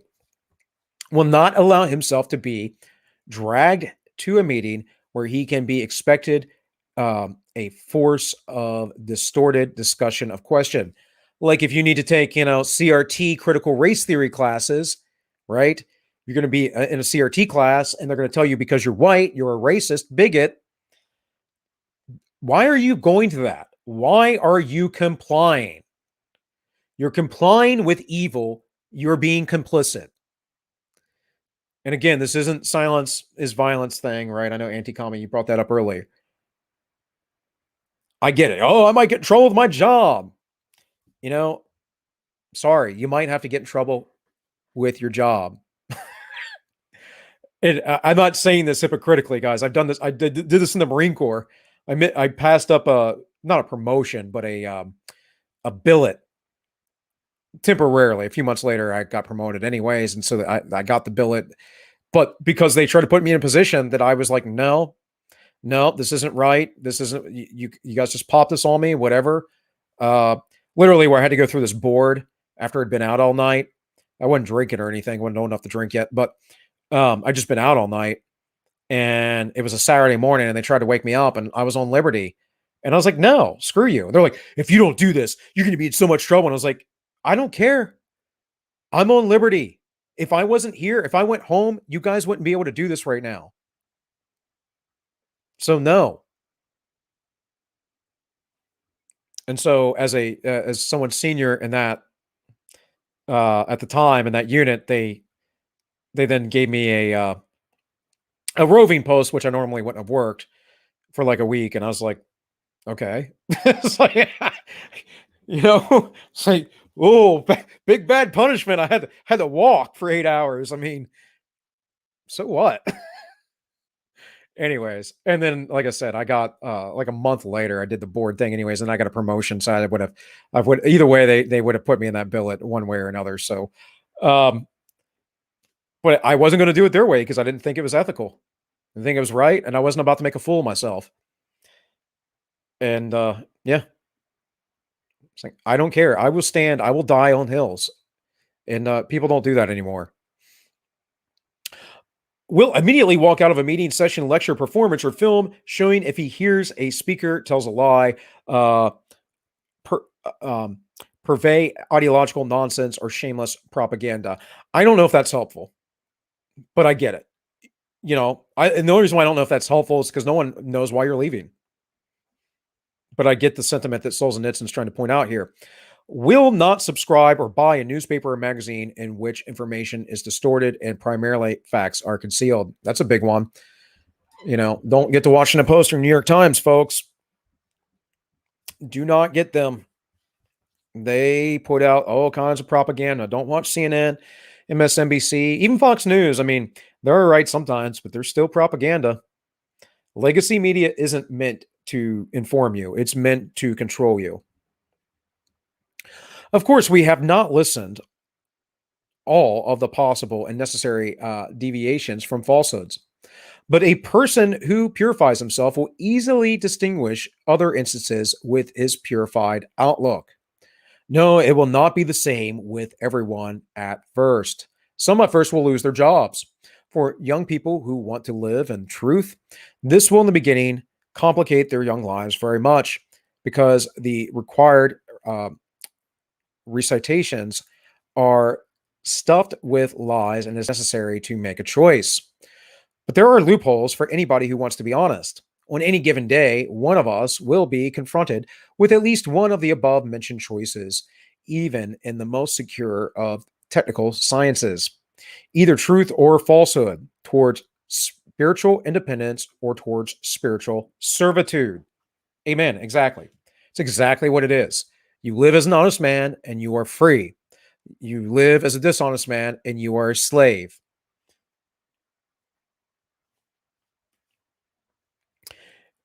And he continues, and he who is not sufficiently courageous, even to defend his own soul, don't let him be proud of his progressive views, and don't let him boast that is an academician or people's artist, a merited figure, or a general. Let him say to himself, I am in the herd and a coward. It's all the same to me so long as I am fed and warm. And that, my friends, is really what all of this comes down to for probably 80% of people. Be honest with yourself. Are you in the herd and a coward? Are you just doing it to be fed and warm? I mean, you guys might think this is crazy or harsh, but my wife knows this. Right? My wife knows it's like, I'm here for you. I'm with you and whatever. And no matter what, I'm here. And things go south, go bad. You don't want to be with me anymore, then whatever. I'm going to do what I'm going to do. I'm going to stand my ground, whether you decide to leave or stay. I'm going to be committed to you, but I'm going to stand my ground. And it's not like I don't give in to things with her or anything like that, because there's all kinds of reasonable things to give in to your wife about. But in the end, I am the leader of the house. And so I set the rules. And if there's something I don't particularly think is good, then we're not doing it. And she can complain to me. And I'm just like, nope. And again, it's not like I'm like terrible to my wife or don't listen to her, consider her opinion. But I also have a lot of other experiences that she doesn't have either. I'm 11 years older. I've lived a lot of life in the last 20 years of my adulthood. So even this path, which is the most modest of all paths of resistance, will not be easy for us, but it is much easier than self immolation or hunger strike. The flames will not, and well, hunger strikes are stupid, but anyways, I get it, but I still think they're stupid. Fasting's good for you though. The flames will not envelop your body. Your eyeballs will not burst from the heat. The brown bread and clean water will always be available to your family.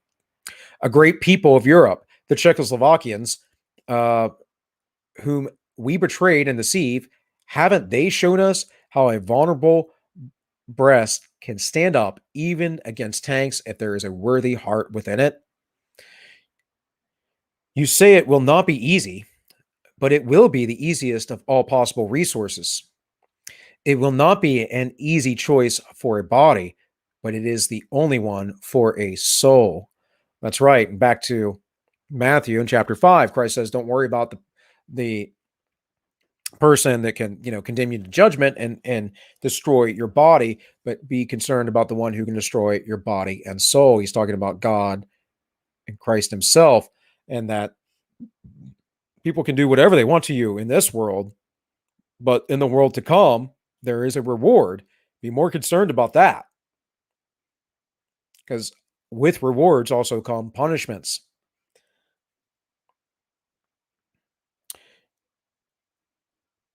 It is not an easy path, but there are already people, even dozens of them, who over the years have maintained all these points and lived by truth. And Solzhenitsyn came to this, to understand this, while he was in the Gulag, and it took him a long time to even become unindoctrinated and start living the truth himself while in the Gulag. So you will not be the first to take this path, but you will join those who have already taken it. This path will be easier and shorter for all of us if we take it by mutual efforts and in close ranks. If there are tens of thousands of us, then we would not even recognize our country. And there are tens of thousands of us. There's even more. There are millions of us all over the Western world, folks, but especially here in the United States. The thin veil of what the federal government is and what they do, and the things that, like the watch list that I showed you earlier, or the sex trafficking that goes on, or the people that know about it because they're in those insider groups or whatever, that's still not the majority of America. And, we can talk about elections. Elections always have rigging, always. They always have rigging. And I'm not even just going to say it's partisan. I'm not a partisan. I'm an independent. But the bottom line is that they will get in whoever they can, how they can, by any means necessary, if these folks toe the party line. And it doesn't matter if you're a Republican or Democrat or whatever you are. The party line is the UN, the World Bank, the WHO, the World Economic Forum, any number of other NGOs that are out there. Whatever the world order is, that agenda, those are the people they want in. And it just depends. Yeah, there are probably some good, honest people that get in without all that, right? I believe that. I don't think it's totally corrupt. But most of the people you're going to see in the news and the media, they're all part of the agenda, because the news and the media are part of the agenda. It says, if we are too frightened, then we should stop complaining that someone is suffocating us. Right. Just curl up and die. I've seen this a lot. With on certain forums or whatever. People are like, they own the banks, they own this, they own that. What are we supposed to do? And I'm like, I'm not saying to do this, but maybe end it all, because what else are you going to do? It's like, freak out or do something, man. Like, stand up. I don't know what happened to this nation, why we have so many cowardly people living today, why we have so many sheeple in our society. We came from hardy stock. We came from people who were, for the good or the better, were rebellious, independent folk. And I didn't think that they were really rebellious. I think what it was is that they thought that they could do better than what England was putting upon them. And if you guys know anything about the history of America, we actually didn't do better for a very long time. Separating from Britain actually cost America a lot. and we could have been a lot more prosperous sooner had we stayed with them because of trade agreements and whatever else that went on at the time. But these folks wanted to make their own way in their own life. And they're like, this dude's all the way across the pond. It takes forever to communicate with him. It's not responsive to us. Well, I'm making the same argument today. I live an hour outside of DC, but I can tell you what, those people in DC don't know jack all about what I need here in West Virginia. I mean, they don't. And some of them live over here where I live. But as far as the people in Congress, they're not concerned about it. Senate's not concerned about it. Joe Biden's not concerned about it. Joe Biden doesn't even care about the people left in Afghanistan right now, apparently.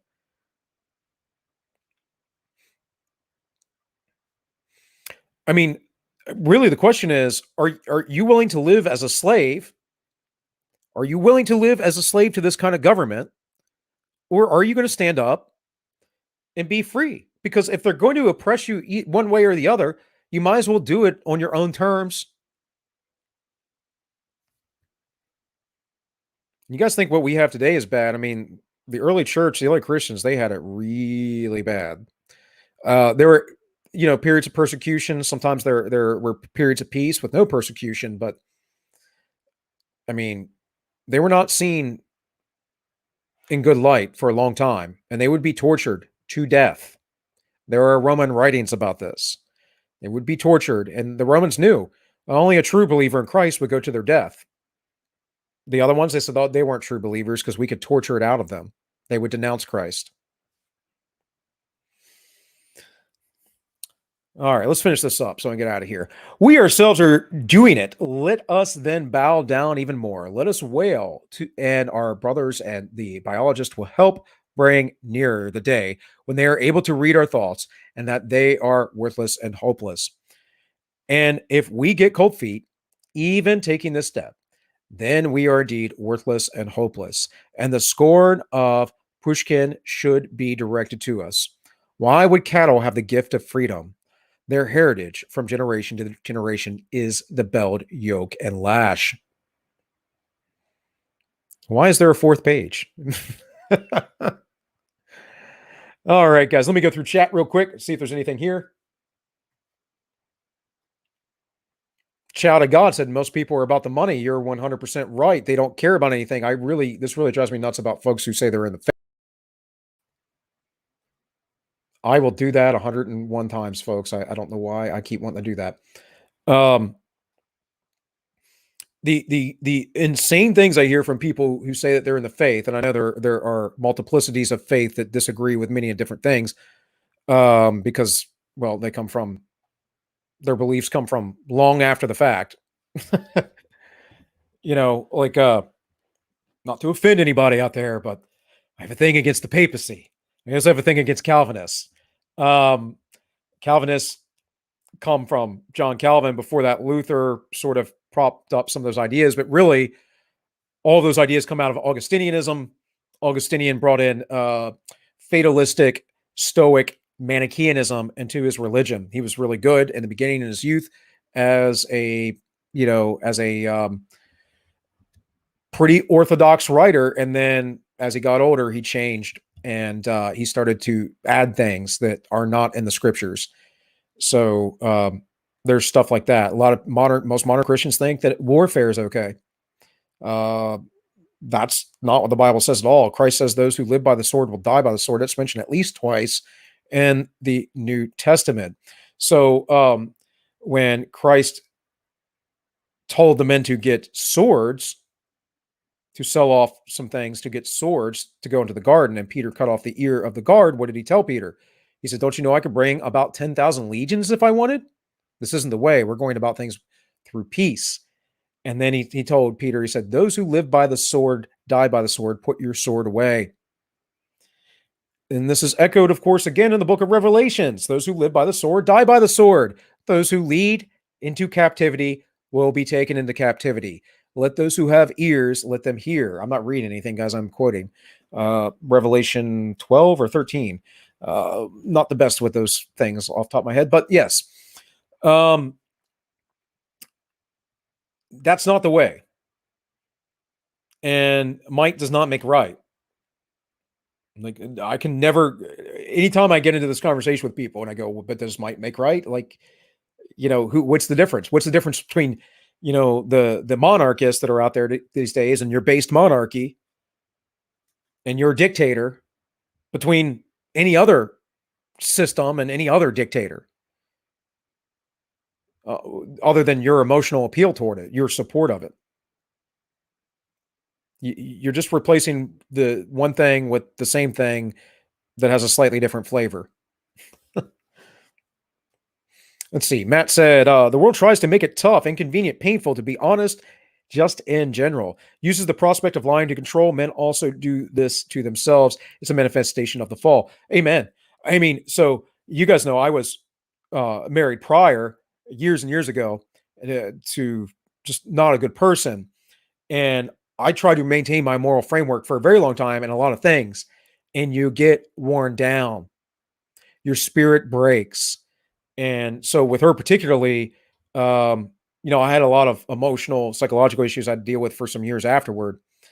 And again, I just to kind of clarify, like, my 17-year-old daughter doesn't talk to her mom and hasn't in some years, who I've had custody of for 8 years. So, maybe longer than that now, but something like that. I've had full custody of. In fact, when we still had joint custody, I had the majority of the time. The courts could see something, right? In any case, this is one of those things that you try to do good. You'll see this in your diet. Was Architect of Fate was talking about his diet. You'll see this a lot. People will try to sabotage you in how your fitness is going. Oh, it's just a piece of cake. Oh, it's this. Oh, it's that. Well, it's not just that to me. To me, it is a slippery slope.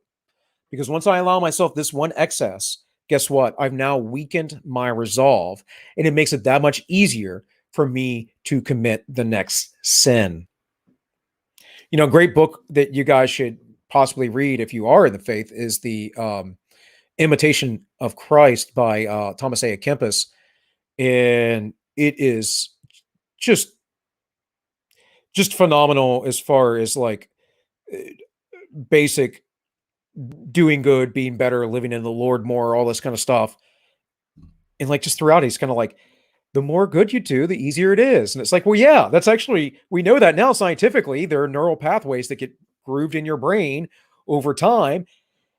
It works the same, though, with the bad things. And as someone who went down the bad path for a while, I can tell you, it got easier to do bad things and be a bad person. And by the grace of God, I got sick of it and fell on my knees and changed my life by submitting to Christ. But most people won't do that, or they'll ignore the religion and the truth of it. They'll write it off for any number of reasons. They'll conflate things that aren't there. There's all kinds of issues, in the world today. But people, the bottom line comes down to this: people are not living intentionally. They're just going with the flow. And that, folks, makes you an NPC. Let me check what's going over on DLive real quick. Dude, I got to ask, what's your advice on people who were forced to get the vax under threat of violence? Well, that, I mean, look, man, if someone holds you down, not much you can do about that, right? Other than trying to escape, or several people hold you down. I will tell you from professional experience, it takes 5 people to hold anybody down generally. I've seen, 110-pound ladies not be able to be held down by 250, 300-pound, 6 foot some odd tall men. It's not like the movies, guys. And when you're watching fighting like in the UFC or whatever, it's not like that either, because those guys are professionals, highly skilled, and any hit, any shot, or any mistake could be the end of a fight. So they have to temper their movements. When you're fighting somebody that doesn't have any training, they just do whatever. And it's hard to control somebody who feels like they're fighting for their life. But in any case, as far as under threat of violence, well, I don't know where that would be at. I don't. This is something I'm trying to figure out on my own, because if someone came here and said, "You need to get your daughter the vax, or we're going to take her from you," like Child Protective Services, am I going to get one of my rifles? I mean, I would probably I would probably call the sheriff's department, because I don't think the sheriff's department would like that, even though they're separate agencies. But yeah, that's a hard question, man. I don't want to commit violence to anybody. I don't want to hurt anybody. I reject those things. I did a long time ago, even though I made a lifetime of a professional violence, right? And we're talking about 18 years worth. So for those of you who don't know, I'm 40, despite my youthful good looks. So, in any case, yeah, like my thing is there's a line on what it is. If it's me,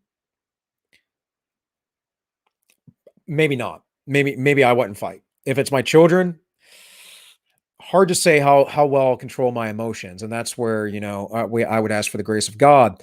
But yeah, man, I mean that's a hard one. It's Spookstar. Can you tell me where that's happening though? If it's a threat, let's say from your work, go find other work. Go start something. I don't know why so many folks don't go try and do their own thing. Like we've gotten habituated as Americans into this corporate lifestyle and culture, and it's destroying our nation. It really is. So I'm sure I didn't answer that, but I don't really know how to answer that, other than, can you give me a specific example, and maybe there's a specific thing I would look at that. But yeah, over on HP, I got Architect of Fate again. For a donation, it says, I already know that cheating on my diet will von cis I mean of will consist, okay, I guess it's a typo, brisket using more than salt, got flavor, no sugar, because it's easier to maintain that once a week, and having any sort of bread or sugar. Okay, I get what you're saying. Like, yeah, man. For me, so I have folks over on the weekends. As a martial artist, I do enjoy watching the UFC, and we have folks over, and that's like my day. And so I try not to. Right now, I'm being very strict with my diet, so I'm not trying to eat a bunch of junk. But if I'm going to eat junk, that's the day. And it probably won't be a lot. I'll prioritize like meat and cheese and all that stuff, because I'm basically eating a carnivore diet. Not completely, but basically. I do use seasonings, and I'll ingest vegetables, but you got to do you, bud. The big thing for me right now, I got to stay away from beer, because I like beer, and I can have one or two, but often if I have one or two, I want to drink two more, that kind of thing. So as I'm trying to lose the last amount of body fat that I have from when I was injured and I literally had a beer belly, I am trying to get that last bit off. So, at least my wife can see I have a 6-pack. So, all right, let's see. Yorick. Lots of new names in here. It's 3-day drive to me. Let's see. 3-day drive to me to get to your area. I got no kids. Better to have a good father raising kids than you going down for something. Another Marine is willing to make that sacrifice. I'm not sure what that's in reference to. Is that Architect of Fate with just a different name? You guys have the same icon there for your same avatar. Is this some conversation that you guys are having in the chat I'm missing?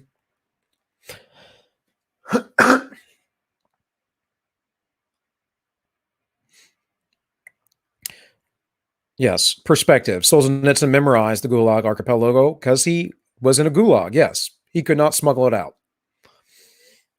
All right, guys. Well, that's it. We're just shy of 5 o'clock. Okay. Yes. All right. Gotcha, bud. We're just shy of 5 o'clock. I was hoping to in it in reference to CPS.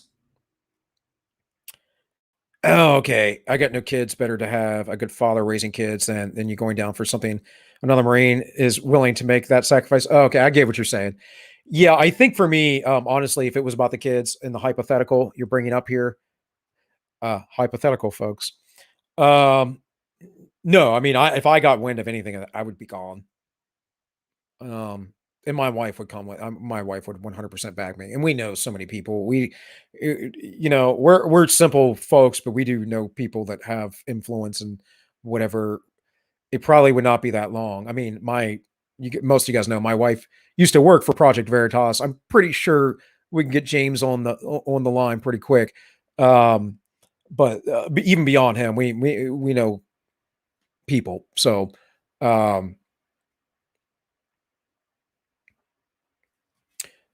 okay. Spook said he responded to me on D Live.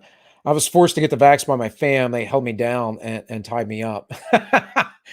Well, my parents kind of were forced by my sister to get it. They're older. They're in their 60s, mid and late 60s, but still,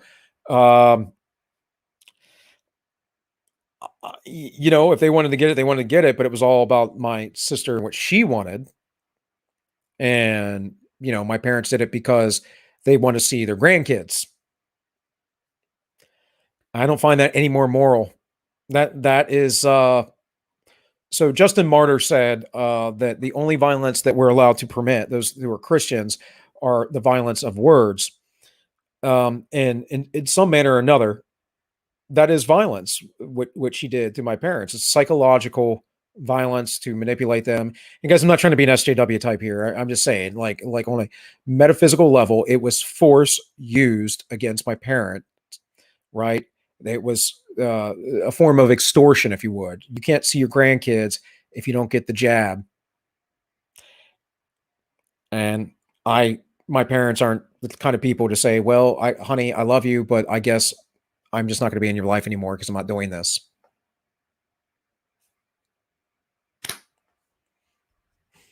So, no, my sister wouldn't try and do that to me because just be like, okay, well, I love my niece and nephews, but okay, whatever. You're not going to make me do anything. I can promise you. All right, guys. So that looks like that's it for the day. Enjoyed. I'll be back tomorrow. I'll be talking about Stoicism and Christianity. I did get a hold of Aiden today. I should have messaged her earlier in the week. So maybe I'll have Aiden Paladin on with me because, she comes over on the channel on occasion. And I thought I'd invite her back since I felt like had a pretty good conversation about this the last time I covered it before I was on strike.